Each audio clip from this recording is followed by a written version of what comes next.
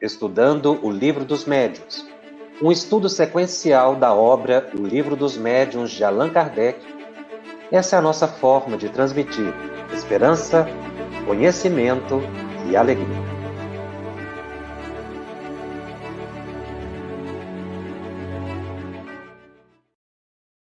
Olá, minhas amigas, meus amigos. É com muita alegria que nós damos início a mais um programa da série Estudando o Livro dos Médiuns aqui pela FEB TV. E este é o programa de número 30. Nós vamos estudar o capítulo 7 da segunda parte de O Livro dos Médiuns. O capítulo intitulado Bicorporeidade e Transfiguração. Este é o segundo programa deste capítulo.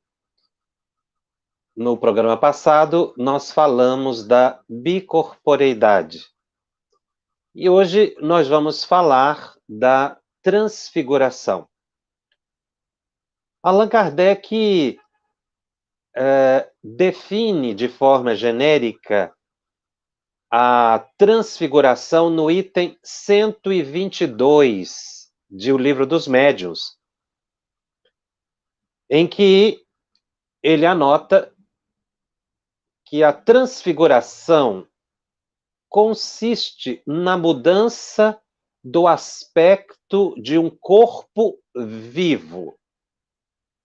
Portanto, nós não vamos falar em transfiguração de um espírito ou de um desencarnado, porque aí, nesse caso, a denominação será de aparição ou materialização.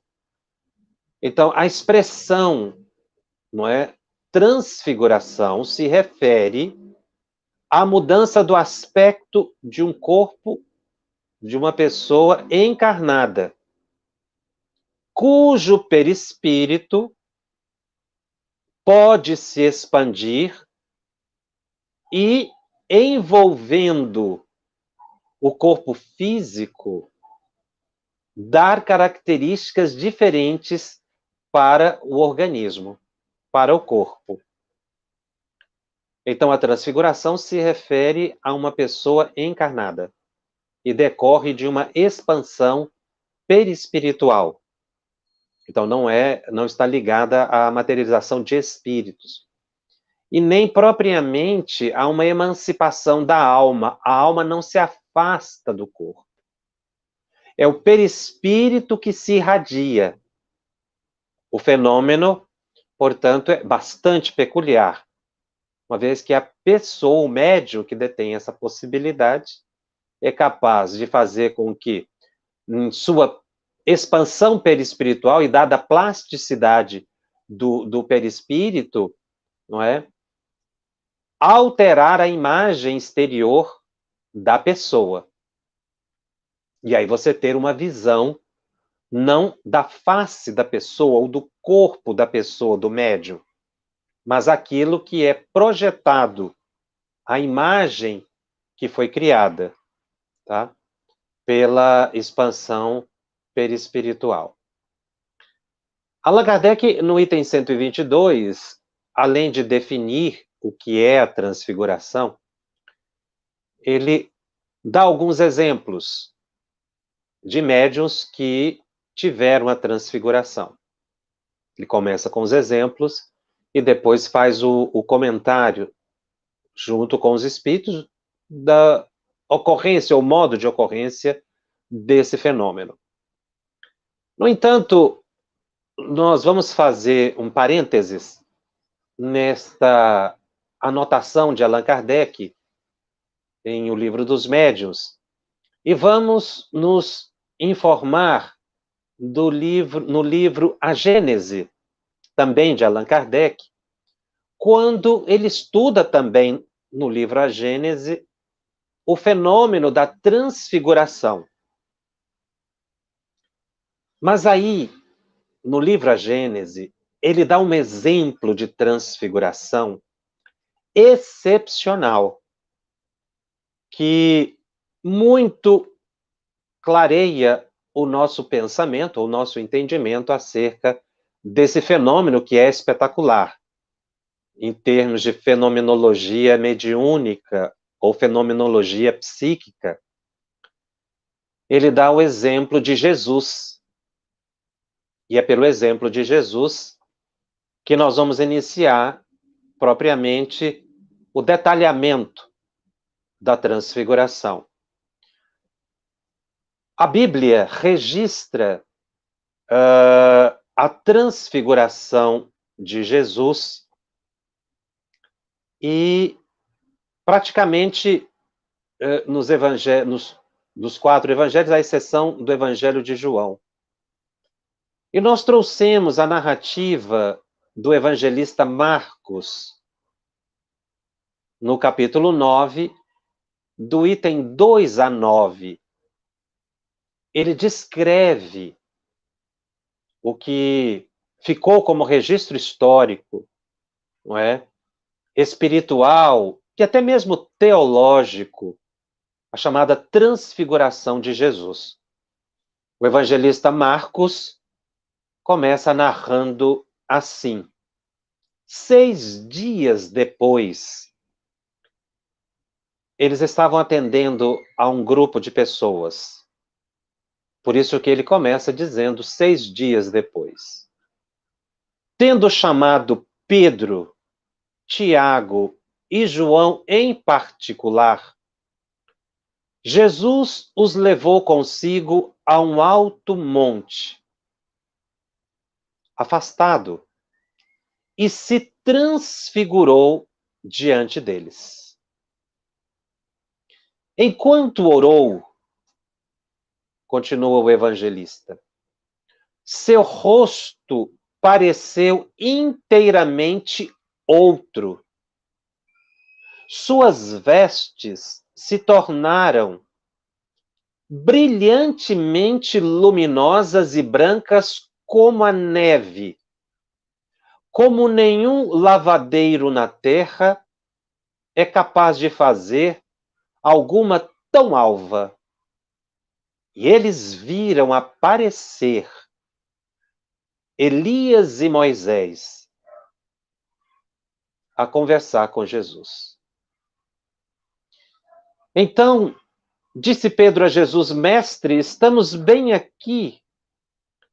Façamos 3 tendas, uma para ti, outra para Moisés, outra para Elias. É que ele não sabia o que dizia, tão espantado estava. Ao mesmo tempo apareceu uma nuvem que os cobriu, e dessa nuvem partiu uma voz, fazendo ouvir estas palavras: Este é meu filho bem-amado, escutai-o. Logo, olhando para todos os lados, a ninguém mais viram, senão a Jesus, que ficara a sós com eles. Quando desciam do monte, ordenou-lhes ele que a ninguém falasse do que tinham visto, até que o Filho do Homem ressuscitasse dentre os mortos. E eles conservaram o fato em segredo, inquirindo uns dos outros o que teria ele querido dizer com estas palavras, até que o Filho do Homem tenha ressuscitado dentre os mortos. Kardec, no livro A Gênese, falando das propriedades do fluido perispirítico, ou do perispírito, no capítulo 14 da Gênese, de A Gênese, item 44, ele diz: é ainda nas propriedades do fluido perispirítico que se encontra a explicação desse fenômeno, a transfiguração. É um fato bastante comum que, em virtude da irradiação fluídica, pode modificar a aparência de um indivíduo. Mas a pureza do perispírito de Jesus permitiu que seu espírito lhe desse excepcional fulgor. Quanto à aparição de Moisés e Elias, cabe inteiramente no rol de todos os fenômenos do mesmo gênero.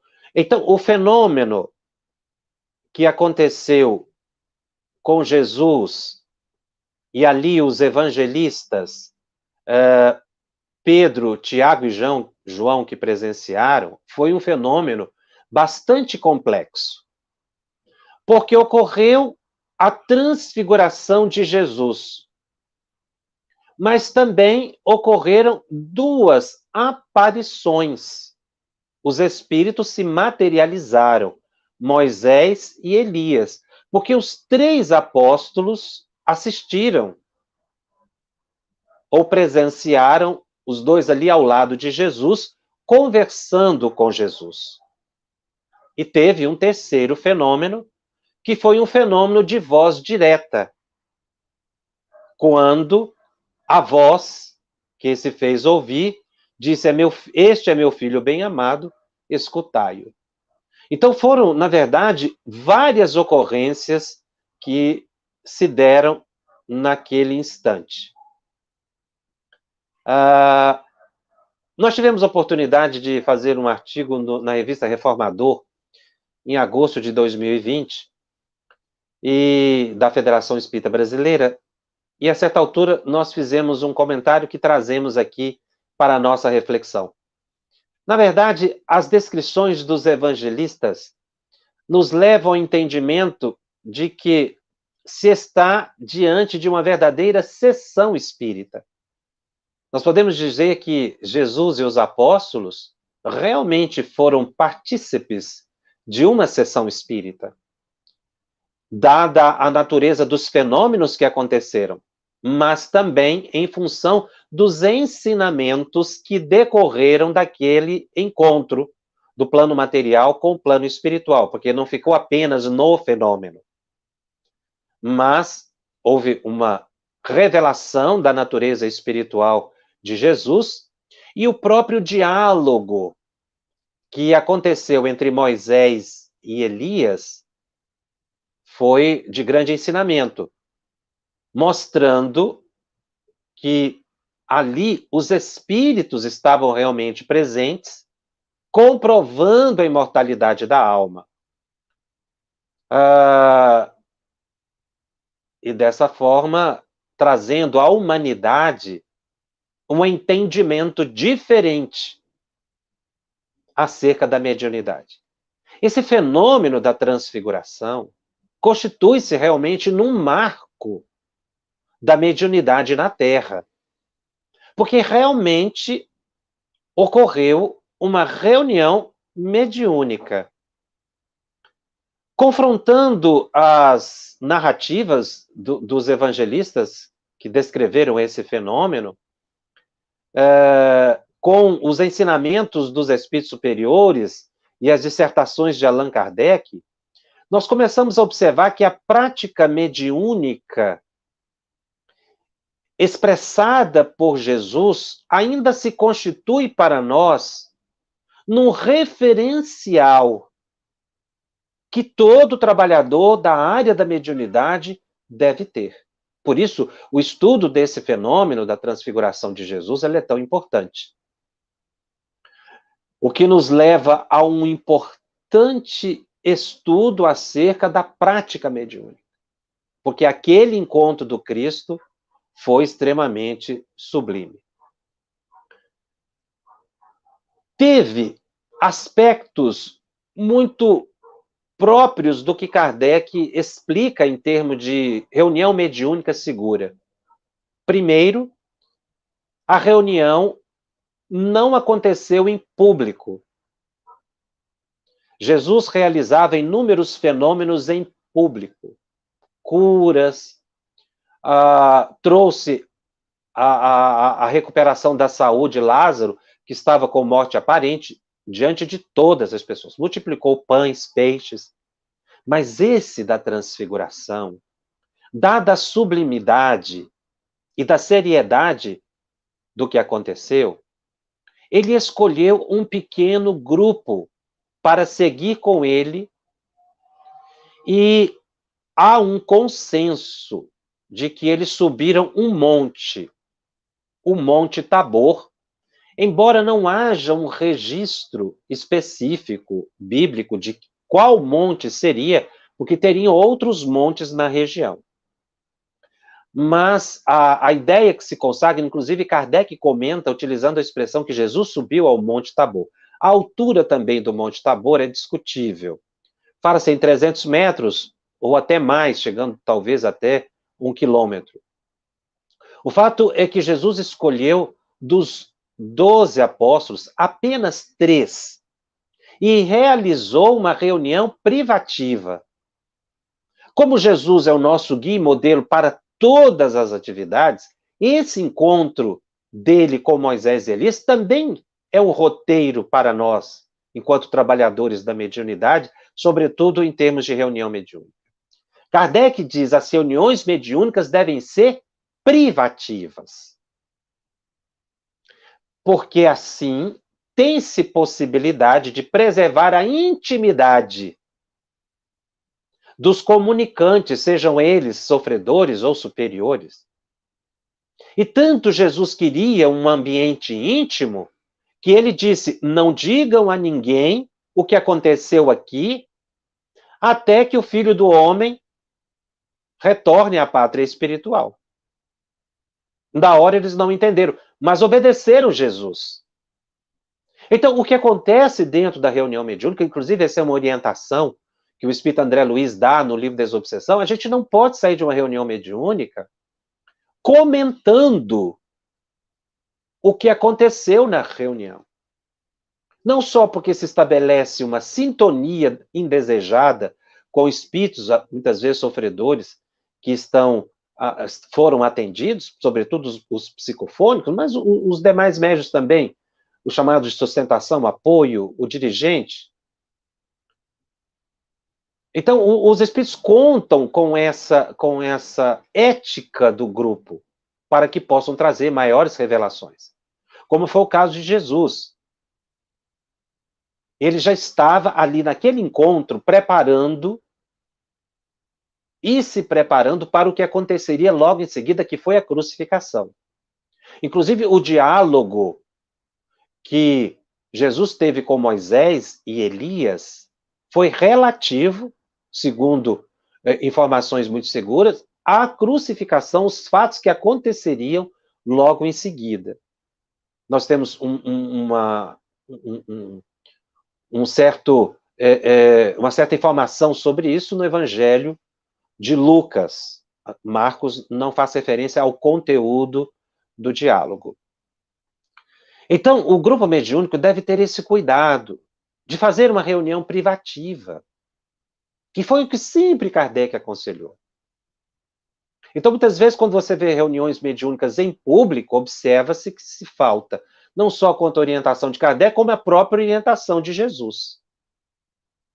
E ali tratou-se de assunto muito sério, que seria a crucificação, e ele então pediu que os apóstolos permanecessem em silêncio, e eles ficaram em silêncio e não comentaram até que foram fazer os registros, né, após a crucificação de Jesus.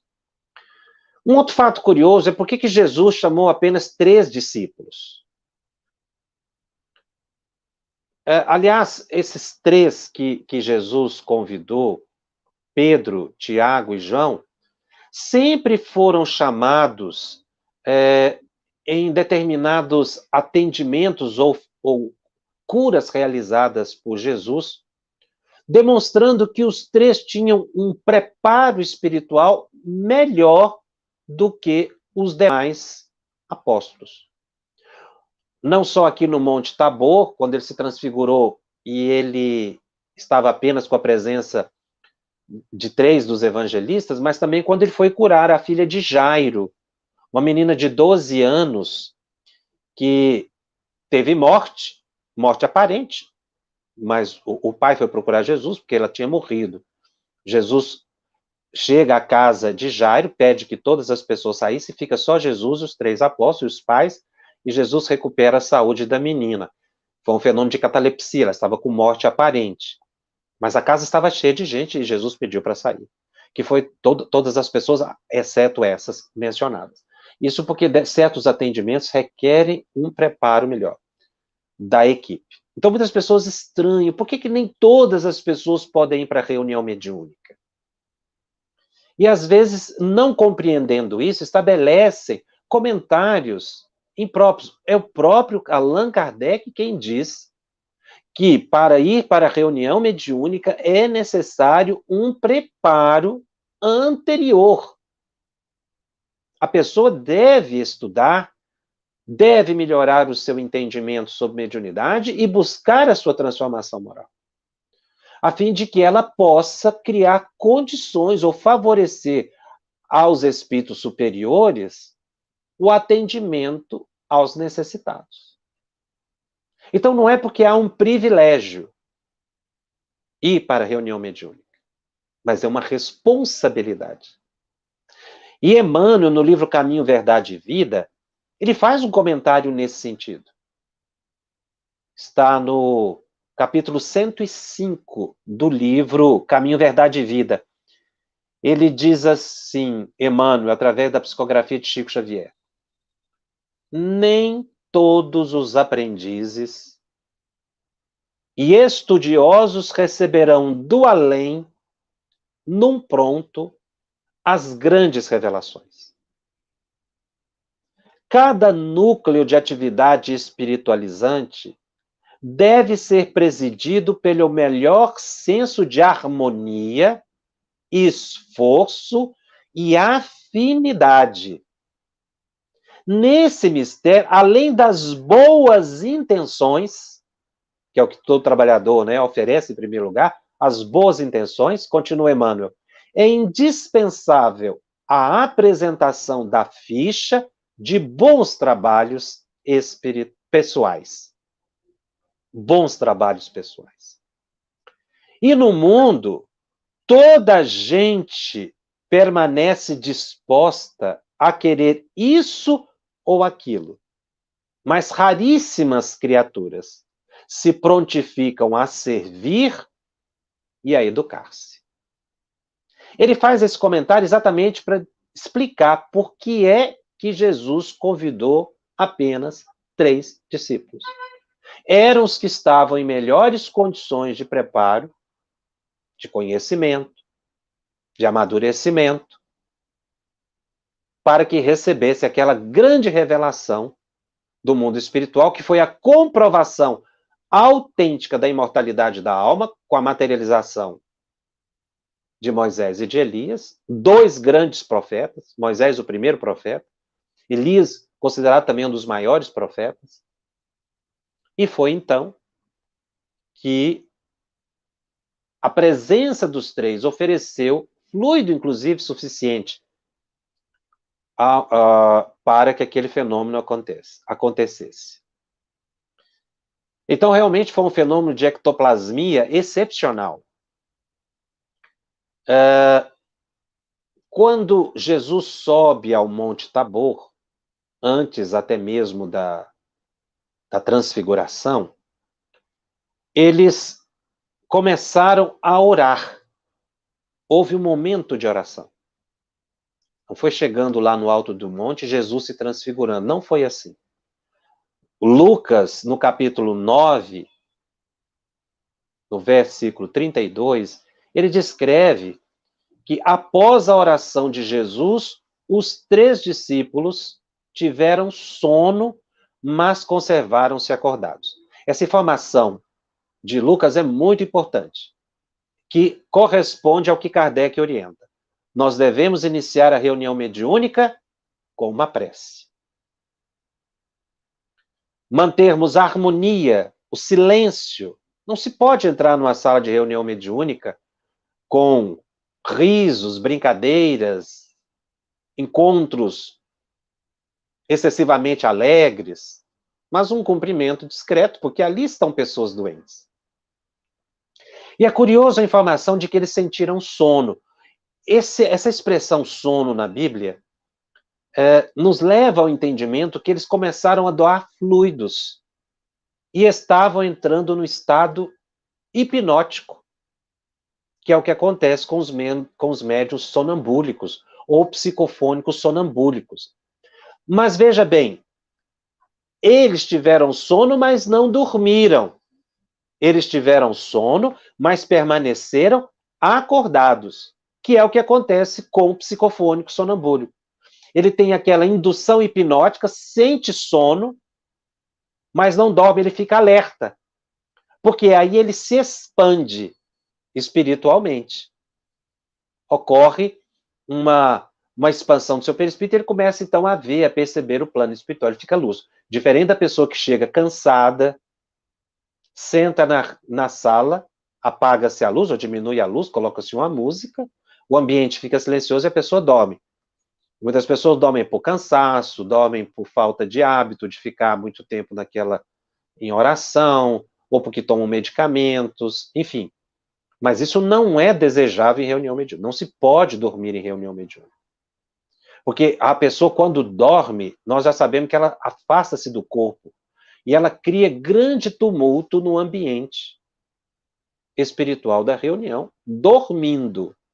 Porque tem pessoas que são assim, entram na reunião mediúnica e dormem, e chegam no final e nem ouviram a prece, não é, de abertura, ou mal ouviram a de abertura e de encerramento. Então, essa informação de Lucas, que eles tiveram sono, indica que eles estavam sob uma grande influência espiritual, uma grande influência hipnótica. O esplendor do Cristo iluminado foi descrito pelos evangelistas por mera comparação. Eles buscaram expressões para dizer da sublimidade, da beleza do Cristo naquele momento. Mateus diz que o rosto e as vestes de Jesus se iluminaram como sol. Marco, como nós vimos, falou que o manto de Cristo ficou tão alvo que nenhum lavandeiro seria capaz de alvejar. E Lucas diz que o rosto de Jesus se modificou e as roupas ficaram brancas e relampejantes. Isso porque cada evangelista compôs o seu evangelho a partir da narrativa de outras pessoas, né? Exceto Mateus, que foi um apóstolo, mas também a descrição que ele teve a partir de Pedro, de Tiago e de João. Mateus não presenciou a transfiguração. Então, na verdade, o perispírito de Jesus fulgurou-se. E ao lado dele surgiram duas figuras veneradas pelo povo judeu: Moisés e Elias. E uma das indagações é que como é que os apóstolos sabiam que era Moisés e Elias? Porque junto ao povo hebreu havia uma proibição de se edificar estátuas. Então não existe estátua de Moisés e de Elias, a não ser mais recentemente, escultores imaginando como seria, não é? Mas a época de Jesus não tinha uma imagem. Isso dá o entendimento de que em algum momento foi dito que era Elias e Moisés. Isso não tem referência na Bíblia. Ou então os três intuitivamente perceberam. Mas o mais provável, como os três tiveram a mesma visão, eles estavam materializados, eles se apresentaram e começaram então a conversar com Jesus. Na verdade, os dois grandes profetas do povo hebreu têm um significado muito importante. Moisés é a mente, nós podemos dizer assim, não é? Porque ele trouxe o decálogo, ele trouxe as primeiras normativas daquele povo, o Deuteronômio, Levíticos. Então, Moisés, que começou a escrever a Bíblia que nós conhecemos. Mas Elias, o grande profeta, representa o amor, o coração, não é? Exatamente pelo modo com que ele se relacionava com o povo. Então, ali há uma reunião entre, não é, a lei e a profecia, digamos assim. Bom, um outro aspecto que nós temos de informação do Espírito Emmanuel acerca desse fenômeno da transfiguração está também anotado no livro Caminho, Verdade e Vida, só que agora no capítulo 67, psicografado também pelo Chico, o Chico Xavier. E Emmanuel faz um comentário muito interessante. Aqui, porém, trata-se de sublime acontecimento no Tabor. Então, Emmanuel confirma que realmente o fenômeno aconteceu no Tabor. Kardec, quando faz o comentário na Gênesis, também menciona o Monte Tabor. Então, Emmanuel continua dizendo: não vemos qualquer demonstração diabólica, porque as pessoas, muitos ainda imaginam que os espíritos são demônios. Mas a aparição de Moisés e Elias, que eram pessoas conhecidas pelo povo, demonstravam agora a imortalidade da alma. Então, Emmanuel menciona: não vemos qualquer demonstração diabólica, e sim dois espíritos gloriosos em conversação íntima com o Salvador. E não podemos situar o fenômeno em associação de generalidades, porquanto os amigos do outro mundo que falaram com Jesus sobre o monte foram devidamente identificados. Emmanuel está fazendo referência a uma ilusão, uma alucinação, que muitas pessoas dizem, não é? Que o fenômeno espírita não existe. Kardec contrapõe bastante essas ideias. O fenômeno espírita é real, não é alucinação, não é uma ilusão. E Emmanuel toca nesse aspecto, dizendo que as personalidades ali foram devidamente identificadas. Não se registrou o fato, declarando-se, por exemplo, que se tratava da visita de um anjo, que é também essa visão mística, né, do mundo espiritual, mas de Moisés e do companheiro, dando-se a entender claramente que os mortos voltam de sua nova vida.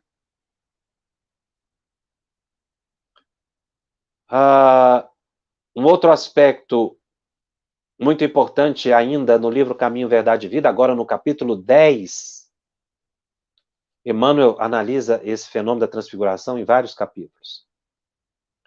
Ele diz que com Jesus estabelecera-se a era da mediunidade, alicerce de todas as realizações do cristianismo através dos séculos. E é ainda ela, a mediunidade, dilatada dos apóstolos aos círculos de todos os homens, ressurge no espiritismo cristão como a alma imortal do cristianismo redivivo. Então veja como Emmanuel situa a mediunidade sublimada junto ao espiritismo. Ele coloca como a alma imortal do espiritismo, exatamente porque foi através da mediunidade que Kardec pôde comprovar a existência do mundo espiritual e revelou essa faculdade humana excepcional que é a mediunidade da qual todos nós somos dotados.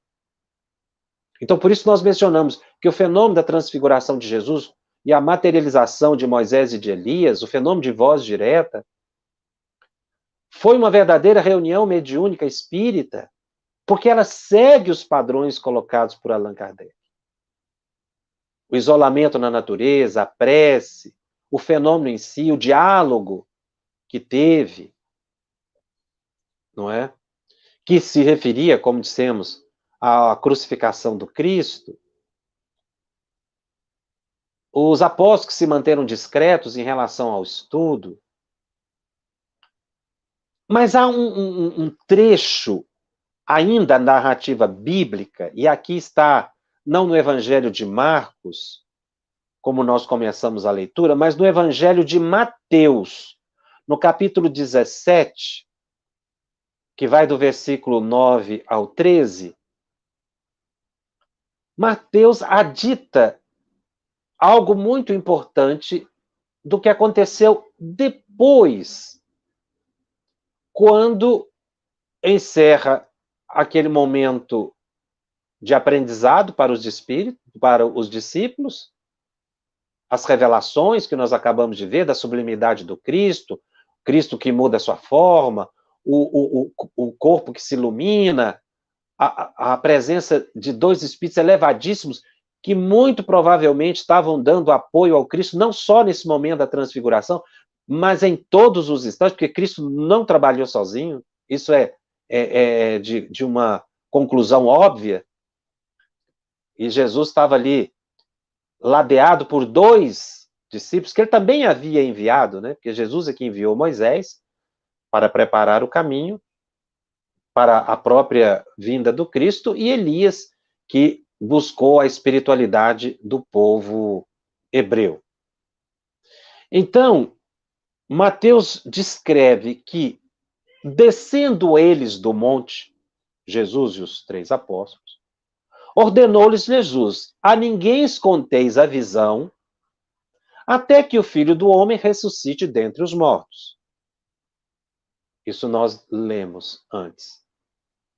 E o que interessa é um comentário que vem a seguir. Mas os discípulos o interrogaram. Interrogaram Jesus. Por que dizem, pois, os escribas ser necessário que Elias venha primeiro? Então Jesus respondeu: de fato, Elias virá e restaurará todas as coisas. Eu, porém, vos declaro que Elias já veio e não os reconheceram. Então os discípulos entenderam que lhes falara a respeito de João Batista.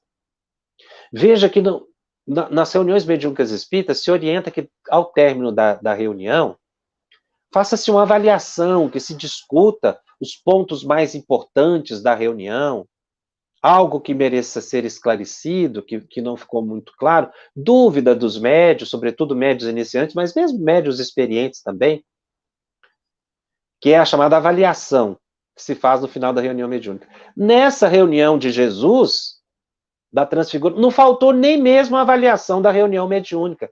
Se nós pudermos, nesse processo de comparação, né, entre as orientações de Kardec, dos espíritos superiores, e do que aconteceu como registro bíblico. Eles fizeram a avaliação da reunião, eles perguntaram.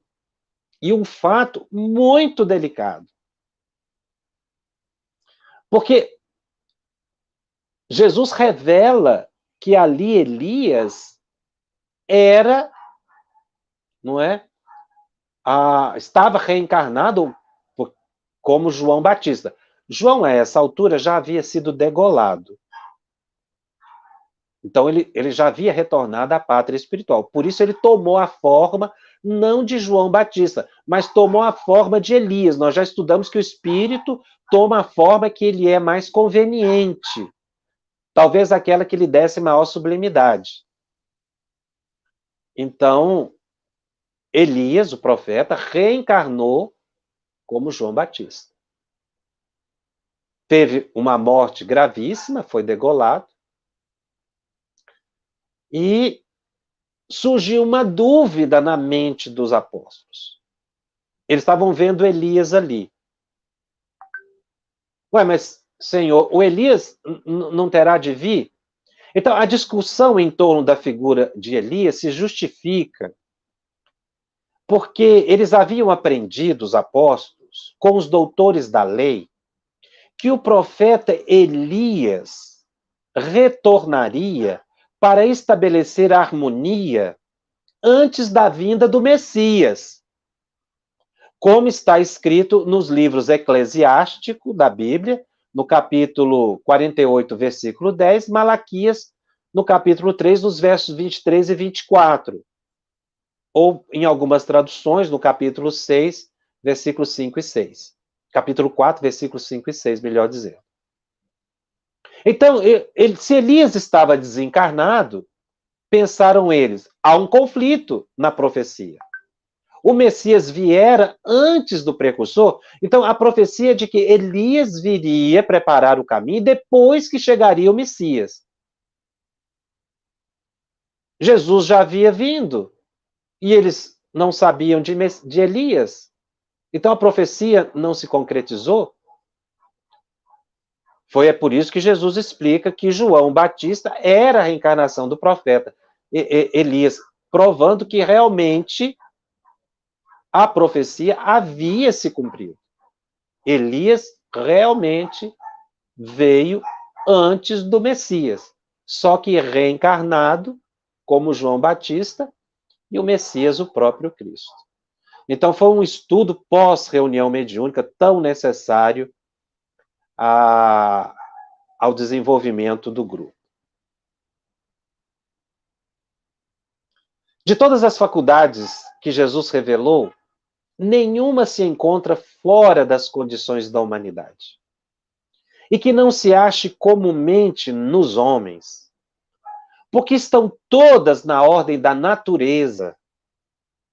Porém, a superioridade de sua essência moral e suas qualidades fluídicas, aquelas que atingiram nele, Jesus, proporções acima das que são comuns, fizeram com que o mestre cumprisse a tarefa, como foi, tornando-se o guia e modelo da humanidade. Esse comentário é de Allan Kardec.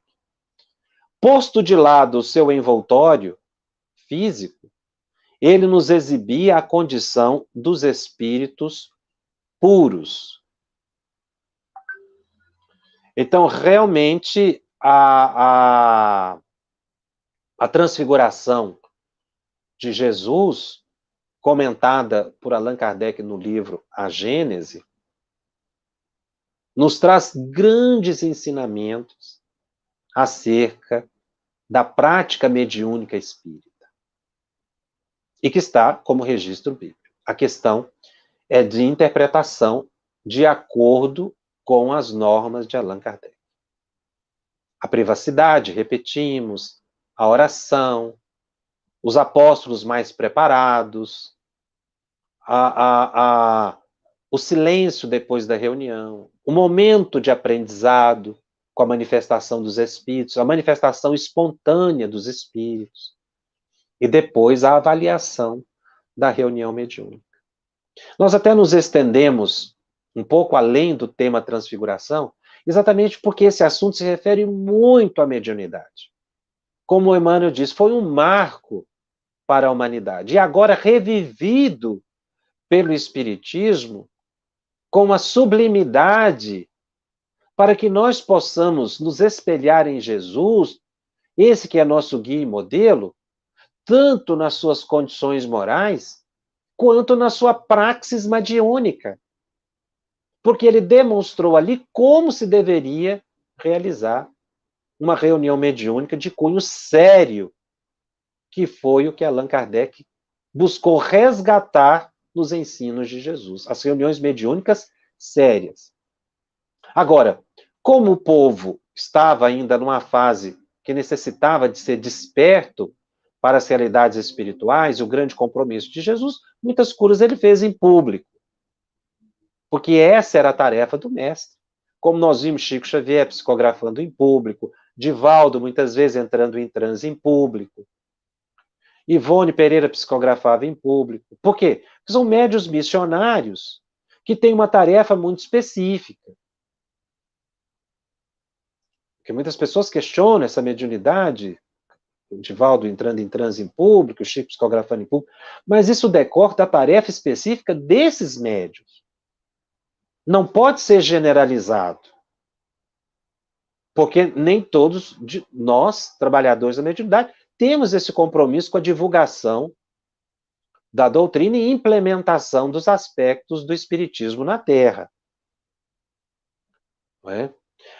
O próprio Cristo, como nós vimos, ele realizou um tipo de atividade mediúnica muito específico. E veja que não foi somente no Monte Tabor, como eu mencionei também em alguns outros momentos mais sérios, em que se precisava talvez de uma doação fluídica maior, de oração, ali estavam apenas 3 discípulos. Então, a ida para a reunião mediúnica não representa uma conquista, como muitas pessoas imaginam, e às vezes até querem ir para a reunião mediúnica por curiosidade. A reunião mediúnica é a portas fechadas por orientação de Kardec. E Kardec diz que nós precisamos oferecer condições propícias para que os espíritos se manifestem. Exatamente o que Emmanuel menciona: conhecimento e demonstração de valores pessoais.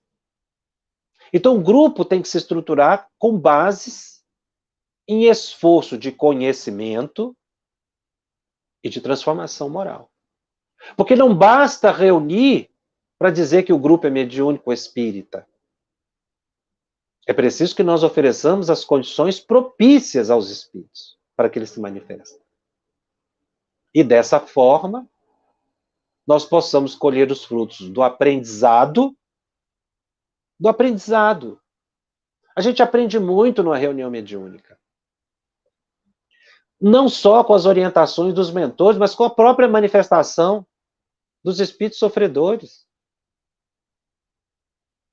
Quando a gente assiste, por exemplo, um obsessor, e você analisa ali o caso do obsessor de hoje, ele foi a vítima de ontem.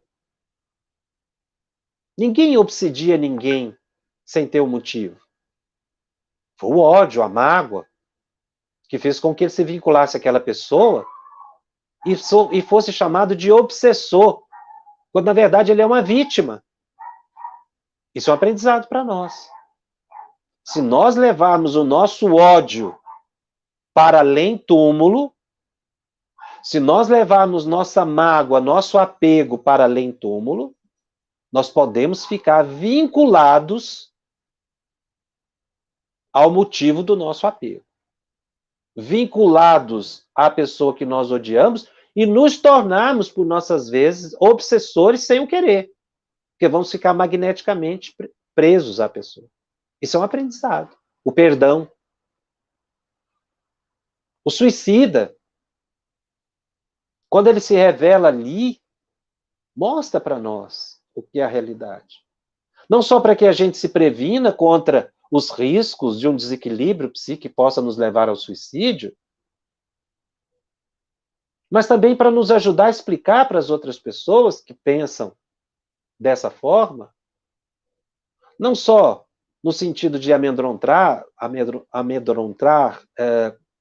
para dizer da realidade espiritual deles, não é nesse sentido, mas no sentido de estimular a pessoa a sair desse estado de autodestruição, porque ele não vai conseguir se autodestruir. Que, segundo Ivone Pereira, é a maior decepção do suicida é essa. Não é tanto o sofrimento que ele encontra do outro lado. A grande decepção do suicida é que ele não encontra a morte. Essa é a grande decepção do suicida. Não é tanto o sofrimento, é a consciência de que ele cometeu um ato que não deu o resultado que ele imaginava. Essa é a frustração. Quando nós vemos uma pessoa que desencarnou e nem sabe que desencarnou, porque nunca estudou a matéria espiritual, isso é um aprendizado também. Para que a gente estude e não precise chegar numa reunião mediúnica para alguém nos dizer: olha, você já desencarnou. São esses aprendizados que se tem. Além da misericórdia dos mentores, que sempre nos estimulam. É em função desse tipo de orientação de Kardec e o próprio Jesus que nos dá, que a gente observa que nesse período de pandemia, quando se pretende fazer reuniões mediúnicas virtuais, elas são inadequadas. Porque elas elas colocam as pessoas em risco e as pessoas se descuidam desses preceitos do próprio Cristo. Que não se tem condições de realizar à distância. Nós vamos continuar com o assunto transfiguração na próxima semana. Nós teremos mais um programa, porque esse tema é bastante complexo. Kardec trata dele com várias nuances. Nós vamos, no próximo programa, entrar um pouco mais na técnica da ocorrência. Hoje nós trouxemos o exemplo de Jesus exatamente para que a gente possa ampliar o nosso olhar e observar que já tínhamos informações sobre a transfiguração na própria Bíblia, que é um livro repleto de informações de fenômenos espirituais. E que com Cristo nós aprendemos, repetimos, tanto a transformação moral, quanto a prática do bem e, sobretudo, a prática mediúnica sublimada como essa, a reunião mediúnica no alto do Monte Tabor. Vamos ver se temos algumas questões que nos foram colocadas, lembrando que o Telegram já está aberto, não é? Para as perguntas, ele fica aberto 24 horas.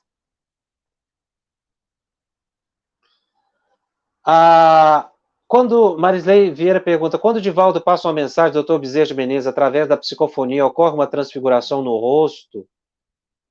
É uma transfiguração. Nós vamos estudar com mais vagar no próximo programa, porque os assuntos são bastante amplos, e esse de Jesus nós quisemos trazer uma interpretação espírita do fenômeno, não é, bíblico, para que a gente possa entender com mais detalhes, a partir desse exemplo, o que Kardec nos trará.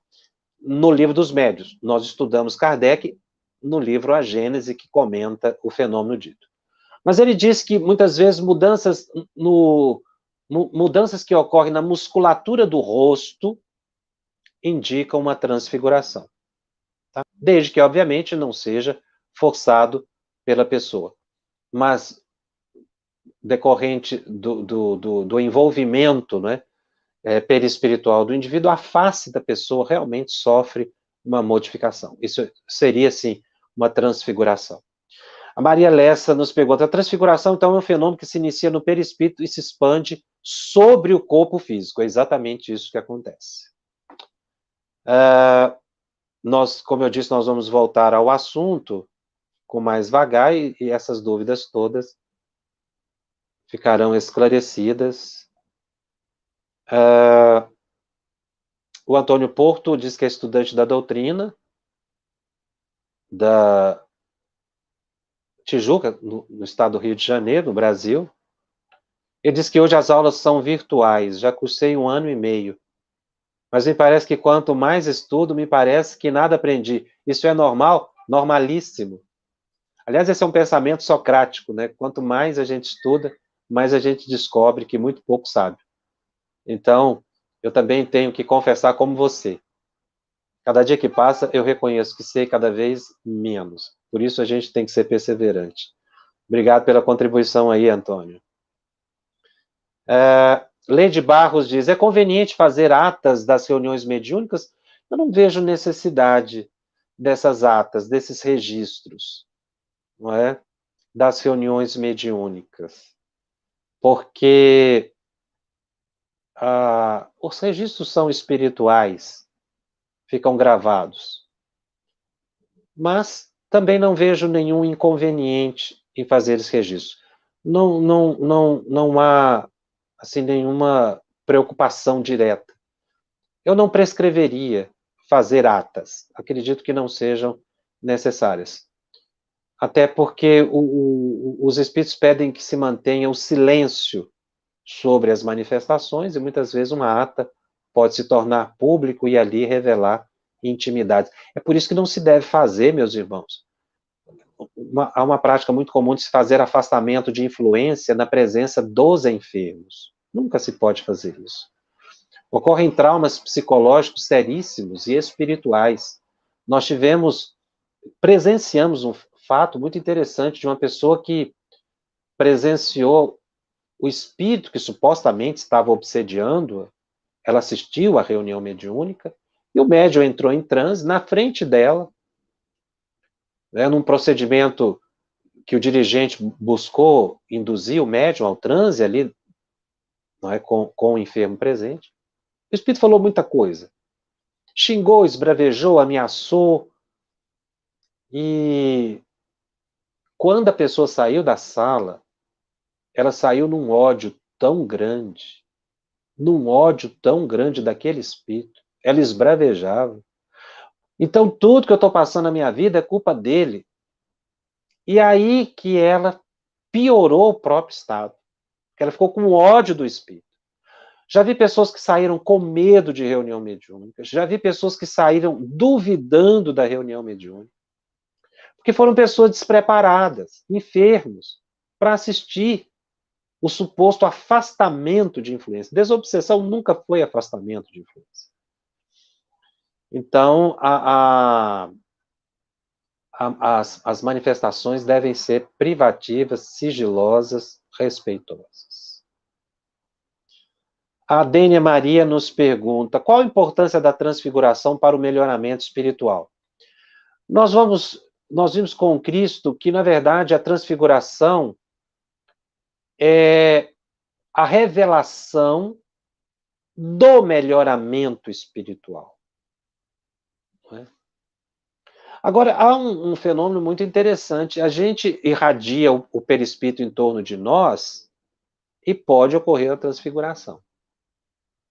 Mas a pessoa bondosa, caridosa, ela irradia o próprio perispírito em forma de amor, pelos sentimentos bons que tem, pela caridade que presta, e pode causar um grande bem-estar às pessoas que chegam perto dela. A gente via isso muito com Chico Xavier e outros médios não tão conhecidos. Tem pessoas que você se aproxima e sente aquela irradiação moral, você recebe um verdadeiro passe sem o toque, sem imposição da mão.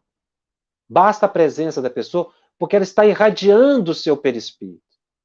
Eventualmente, essa irradiação pode, não é, por modificação fluídica, causar uma transfiguração. Mas o nosso perispírito se irradia. É a chamada aura. Ele se irradia. Só que na transfiguração ocorre a visibilidade, não é, dessa irradiação. Então, na verdade, Dênia, a transfiguração espelha o melhoramento espiritual. Não causa o melhoramento. As reuniões mediúnicas, Maria Campos nos pergunta, podem ser gravadas para estudo em grupo com pessoas que não têm compromisso mediúnico e não fazem parte da reunião mediúnica a pretexto de estudo de autoconhecimento? Eu acho isso um risco. As reuniões mediúnicas podem ser gravadas, sim. O André Luiz menciona isso até no livro Desobsessão. Mas é preferível gravar apenas as mensagens psicofônicas dos mentores. E André Luiz diz que o estudo é para o grupo. Reouvir a mensagem é importante para a aprendizagem do grupo. André Luiz não aconselha gravar as mensagens dos sofredores comunicantes, dos espíritos perturbados, para não fixar aquela imagem ainda mais. Porque toda vez que você ouvir aquela gravação, você vai estabelecer uma sintonia com espíritos sofredores e pode perturbar o espírito que já foi atendido na reunião mediúnica, não é? Mas gravar a dos mentores, sim. Quando sentimos sono na reunião mediúnica, pelo fato que estamos doando fluido? Não. Médium psicofônico sonambúlico sente um sono hipnótico, mas não dorme. Porque ele está tendo uma indução psíquica para se afastar do corpo. Agora, a pessoa que tem sono natural é por invigilância, é por cansaço, é por falta de costume. Tá? A mudança no rosto de Jesus não seria em função do reflexo da luz? Não. Quando a gente lê a Bíblia, não foi reflexo de nenhuma luz, muito pelo contrário, ele diz que irradiou do Cristo, o rosto dele se modificou. Foi como eu narrei aqui na narrativa de Lucas, ele diz que o rosto do Cristo se modificou, as luzes se iluminaram, o corpo se iluminou, melhor dizendo, as vestes se iluminaram, então não foi reflexo de luz. Tá? Bom, outras perguntas muito interessantes aqui eu posso responder na semana que vem ou no Telegram. Nós já estamos caminhando para o encerramento do nosso programa. Lembrando sempre que o nosso estudo está disponível também em podcast no canal da FEB e nas plataformas de áudio, do Spotify e nas demais de áudio streaming. Os nossos encontros semanais também ficam gravados e disponíveis gratuitamente. Divulgue e compartilhe com aqueles que não puderam assistir ao vivo. E se você tem dúvidas, participe aí do Telegram. O endereço é @febtv_mediums. Baixe o aplicativo e faça a sua pergunta. E todos os programas estão arquivados no site da FEB, febtv.com.br/mediums. Você vai encontrar ali as perguntas que já foram respondidas no Telegram e todos os programas, agora os 30 programas que já foram feitos, 30 horas de estudo de O Livro dos Médiuns. E não deixe de colaborar com a FEB TV.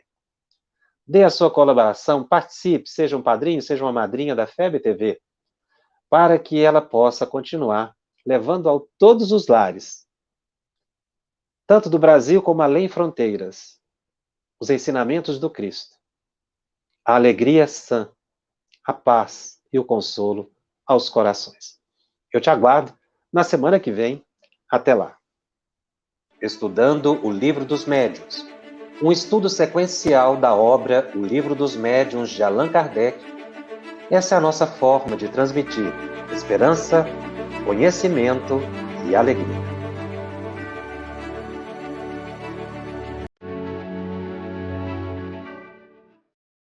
Você que colaborou conosco, a gratidão. Você que ainda não colaborou, tem a oportunidade de colaborar com a FEB TV para que ela cumpra a sua missão, que é divulgar o bem, que é divulgar a esperança, que é divulgar o Cristo através do Espiritismo. Muito obrigado a cada um de vocês. Nós agradecemos de coração.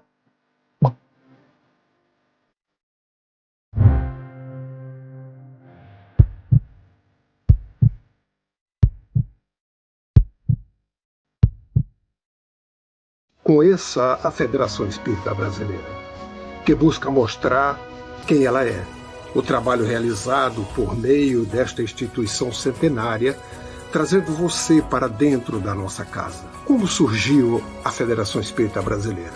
De Augusto Elias, o seu fundador, aos dias de hoje, o que ocorreu?